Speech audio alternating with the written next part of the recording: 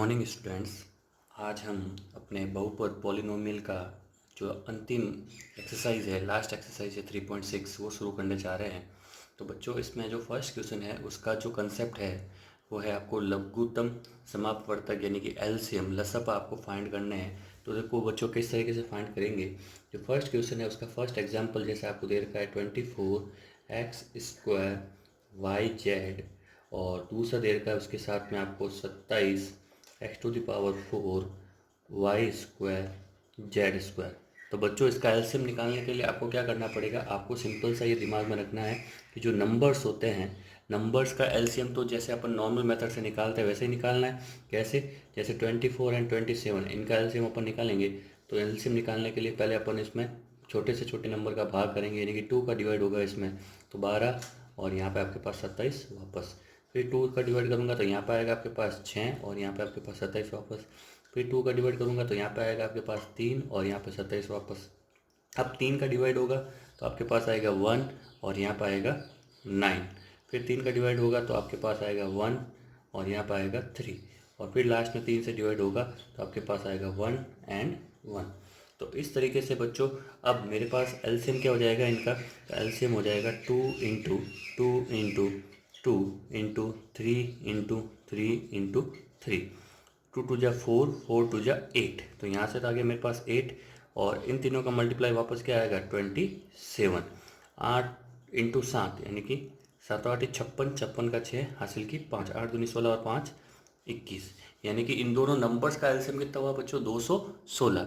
तो बच्चों, यहाँ से तो दोनों नंबर का एलसीएम तो आ गया 216, लेकिन जब बात करें इनके वेरिएबल यानी कि चरों की, तो चरों में आपको देखना है जो मैक्सिमम घात वाला यानी कि अधिकतम घात वाला दोनों में जो हो उसको लेना है। अगर दोनों में कोई चीज़ कॉमन नहीं भी होती तो भी उसको एक बार तो लेना है ही। जैसे यहाँ पे देखो x² और x⁴, तो मैक्सिमम घात किस कौन सी है, x⁴ वाला, तो ले लिया।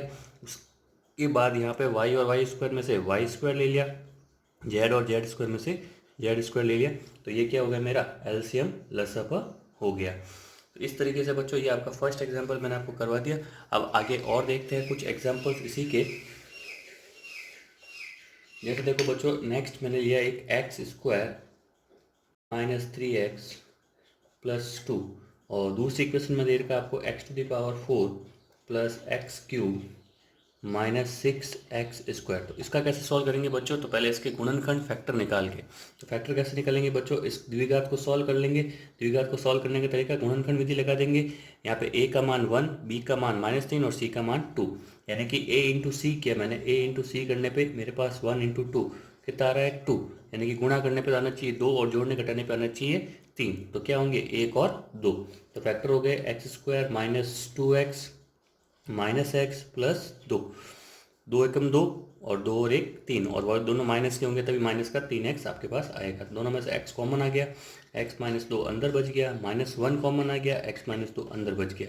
अब x -2 कॉमन आ गया तो आपके पास क्या बच गया, x -1। इस तरीके से इसके गुणनखंड हो गए। अब सेम इसी तरीके से आगे वाली समीकरण के गुणनखंड निकालें, तो इन सब में पहले कॉमन क्या है बच्चों, x² कॉमन है, तो अंदर क्या बच जाएगा x² + x -6। x² कॉमन होने का मतलब x² का मैंने सब में भाग दे दिया। अब ये x² तो बाहर पड़ा ही है। अंदर देखो द्विघात समीकरण बन गई। द्विघात समीकरण में गुणा करने पे आना चाहिए 6 और जोड़ने घटाने पे क्या आना चाहिए आपके पास 1, तो यानी कि क्या फैक्टर हो जाएंगे 3 दूनी 6। तो देखो 3x -2x -6, 3 दूनी 6, 3 -1 सॉरी 3 - 2 1, तो यानी कि x²। अब कॉमन क्या आ गया अंदर से x, तो अंदर बच गया x + 3, -2 कॉमन आ गया तो अंदर क्या बच गया x + 3। अब इस तरीके से x², अब इन पूरे में कॉमन क्या आ गया x + 3, अंदर क्या बच गया यहाँ से x, और पीछे से क्या बच गया -2। इस तरीके से दोनों समीकरण के हमने गुणनखंड निकाल दिए। अब इन दोनों का एलसीएम निकालें, लसप एलसीएम। तो देखो बच्चों, पहले तो जो कॉमन है वो ले लो। कॉमन क्या है, x -2 दोनों में कॉमन है, x -2 आ गया। उसके बाद देखो बच्चों x² इसमें नहीं है लेकिन एक बार तो आपको लेना ही है x², और x + 3 इसमें नहीं है लेकिन एक बार तो आपको लेना ही है x + 3, और सेम चीज़ x -1। तो इस तरीके से इसका एलसीएम क्या हो जाएगा, x -1 x -2 x + 3 और x²। ये इसका क्या हो जाएगा बच्चों, आंसर हो जाएगा। इस तरीके से बच्चों एक बार और एग्जांपल मैं आपको सॉल्व करवा देता हूँ। इसका थर्ड आप लोग कर लोगे आराम से, और रही बात फोर्थ की, वो भी आराम से कर लोगे। इसका जो फिफ्थ क्वेश्चन है वो मैं आपको सॉल्व करवा रहा हूँ बच्चों। देखो फिफ्थ में क्या दे रखा है आपको, 18, फिर 6x⁴ plus x³ minus x² और दूसरा समीकरण दे रखा है आपको 45, 2x⁴ plus 3x5 plus x⁴। अब देखो बच्चों 18 और 45 का तो आप आपस में अपन नंबर्स का अलग तरीके से सॉल्व कर लेंगे। पहले इनका सॉल्व करते हैं। तो इनका सॉल्व करने में इनमें पहले इक्वेशन में क्या कॉमन आ रहा है, x²। तो x² कॉमन है, 18 बाहर ही पड़ा है मेरे पास, x² कॉमन आएगा अंदर से। तो अपने पास यहाँ पे क्या बच जाएगा, यहाँ पे बच जाएगा 6x², यहाँ पे बच जाएगा आपके पास x, यहाँ पे बच जाएगा -1। अब ये बन गई द्विघात समीकरण। अब इस द्विघात समीकरण को अपन क्या करेंगे, सॉल्व करेंगे गुणनखंड विधि द्वारा। तो x² तो बात पड़ा है ही। देखो 6 × 1 6, गुणा करने पे आना चाहिए 6, जोड़ने घटाने पे क्या आना चाहिए आपके पास 1। तो अभी अपन ने फैक्टर किया था इस तरीके का, क्या आएगा 3x माइनस 2x माइनस 1। अब देखो बच्चों 18x², अब अंदर से यहाँ से कॉमन क्या आ रहा है, पहले वाली टर्म में 3x कॉमन आ रहा है। तो अपन निकाल देते हैं बाहर, यहाँ से 3x कॉमन, अंदर क्या बच गया अंदर बच गया आपके पास यहाँ पे 2x और यहाँ पे क्या बच गया +1। सेम चीज़ अब यहाँ पे कॉमन क्या आ रहा है, -1 कॉमन लिया, अंदर क्या बच गया 2x + 1। अब इस तरीके से इस पूरी टर्म में क्या कॉमन आ जाएगा, तो देखो ये 18 बाहर है ही, ये x² बाहर है ही, इन दोनों में से कॉमन क्या आ गया 2x + 1 और यहाँ से क्या बच गया 3x और वहाँ पीछे से बच गया -1। ये तो हो गए इसके फैक्टर। सेम चीज़ बच्चों 45 यहाँ बाहर पड़ा है ही मेरे पास। अब यहाँ पे सब में कॉमन क्या आ रहा है, यहाँ पे सब में कॉमन आ रहा है x⁴। तो अंदर क्या बच जाएगा 2x² प्लस 3x + 1, ये द्विघात बन गई।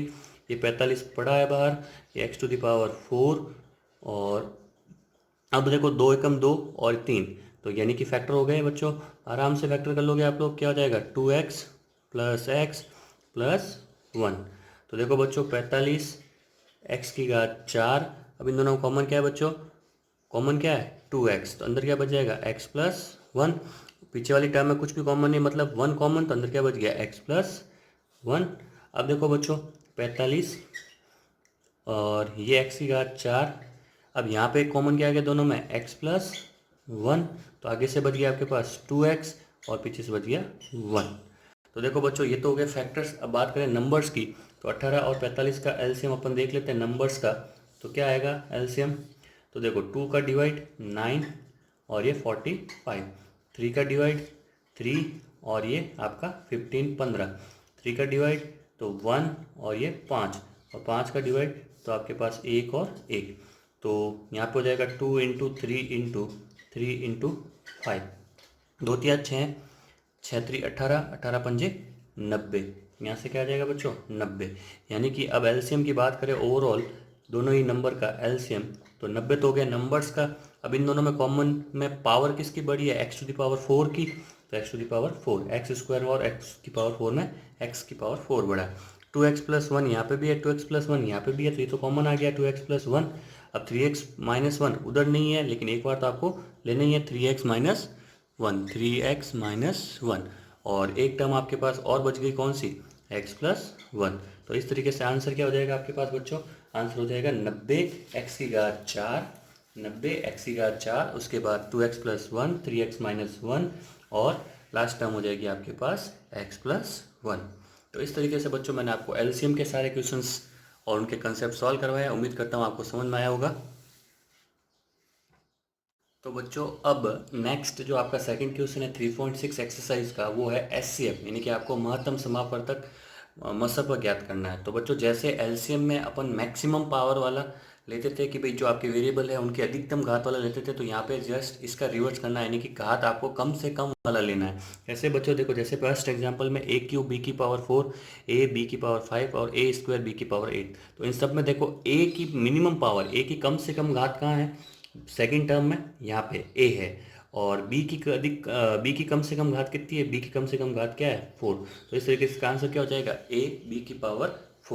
अब बच्चों देखो एक और एग्जांपल सेकंड क्वेश्चन मैंने लिया है, तो सेम चीज़ नंबर्स के लिए तो आपको अलग ही सॉल्व करना पड़ेगा। पहले मैं 16 का सॉल्व करूँ, 16 के फैक्टर क्या हो जाएंगे बच्चों, 2 से डिवाइड करूँगा 8, फिर 2 से डिवाइड करूँगा 4, फिर 2 से डिवाइड करूँगा 2 और फिर 2 से डिवाइड करूँगा 1।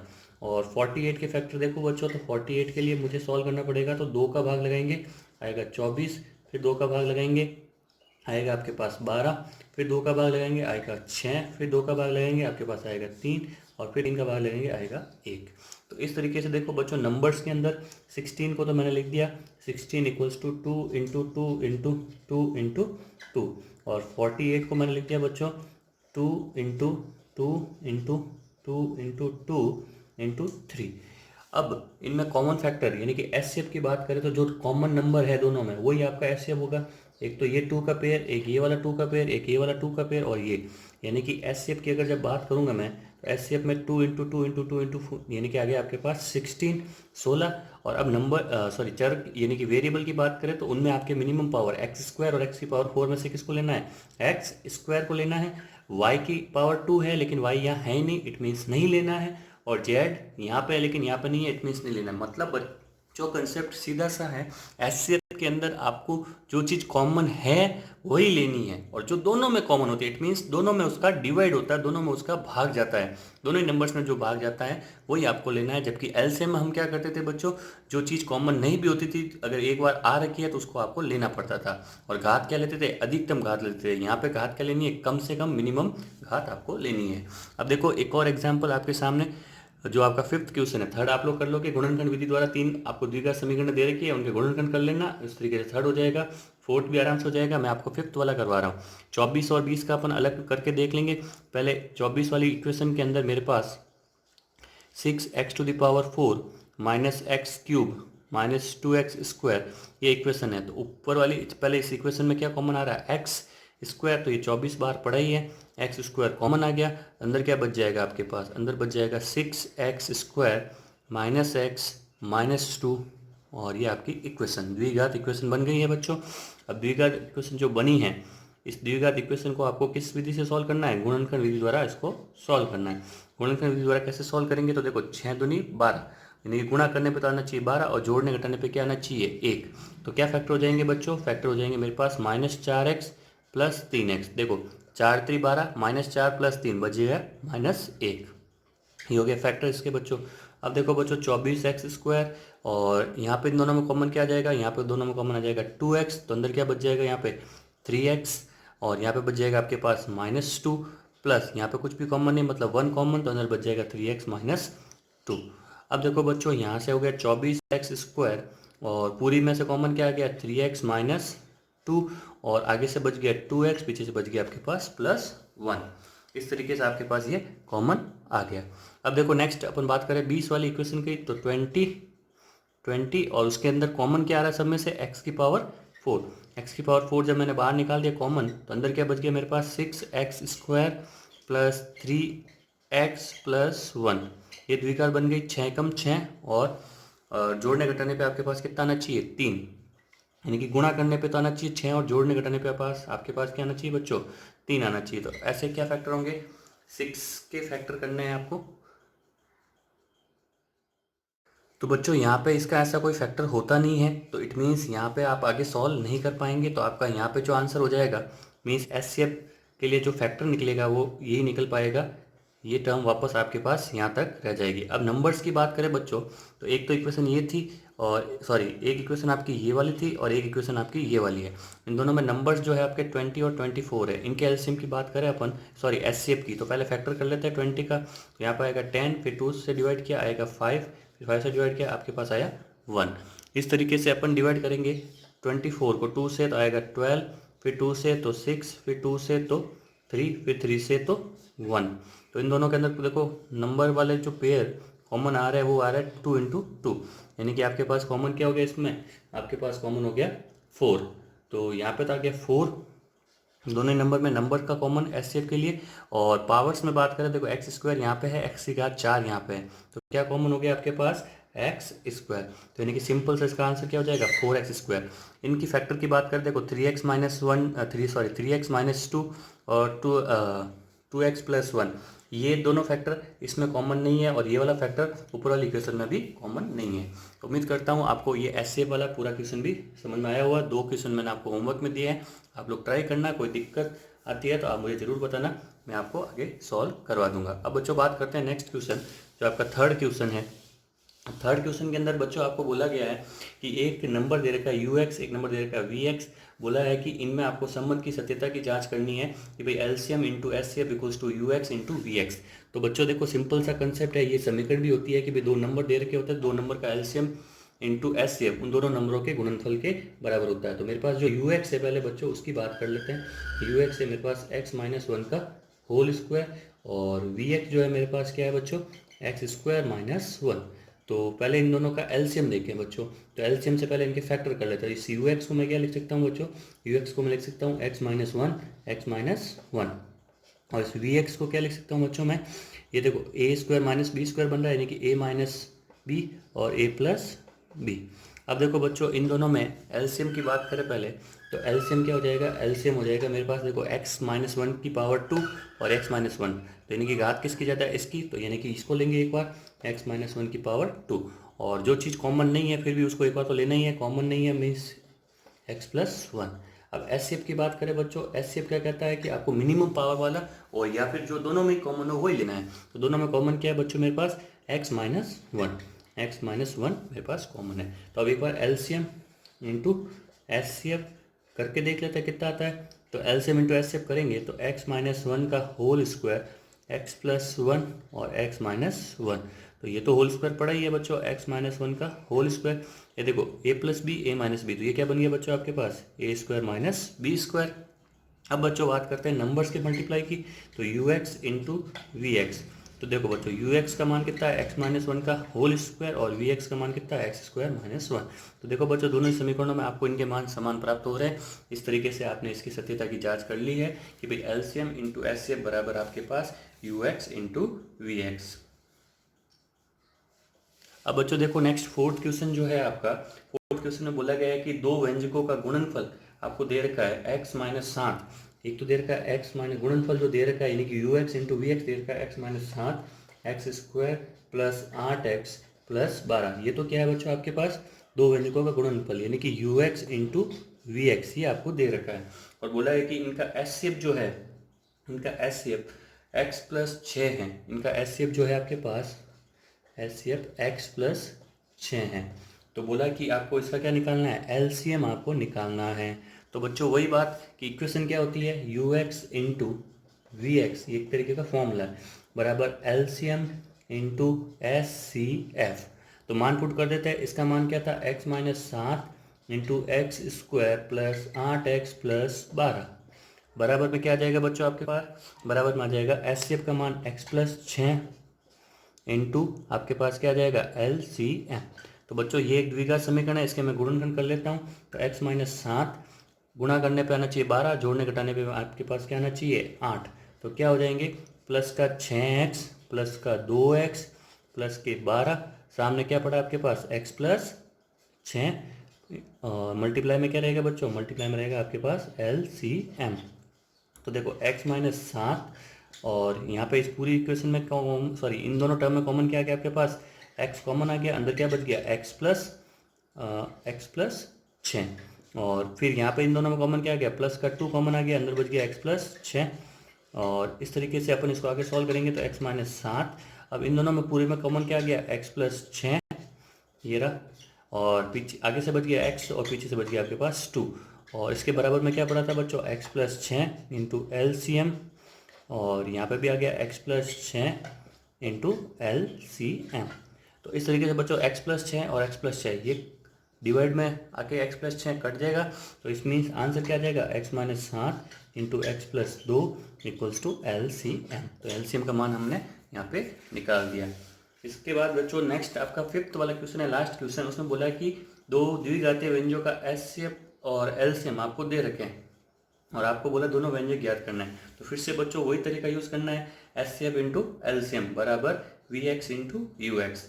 तो आपको क्या करना है बच्चों, एल सी एम का जो इक्वेशन दे रखा है आपको क्यूबिक इक्वेशन, उसके आपको गुणनखंड करना है, और फिर देखना है कि जो कॉमन होगा वो एस सी एफ वाला पार्ट दोनों में ही कॉमन होगा और एल सी एम वाला। इस तरीके से आप इसको इस समीकरण का यूज़ करते हुए निकाल सकते हैं।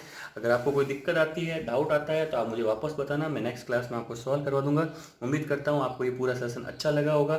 ये आपकी थर्ड एक्सरसाइज जो थी, थर्ड जो चैप्टर था पॉलिनोमियल बहुपद, मैंने अपनी तरफ से कंप्लीट करवाया। इसकी जो एक्स्ट्रा क्वेश्चंस वाली एक्सरसाइज है विविध प्रश्नमाला, वो आप लोग सॉल्व कीजिए। कोई डाउट दिक्कत आती है तो आप मुझे बताइए। वैसे मैं टाइम निकाल के आपको ये वाली एक्सरसाइज जो इसमें इंपॉर्टेंट क्वेश्चन है वो भी मैं आपको सॉल्व जरूर करूँगा। थैंक यू, धन्यवाद।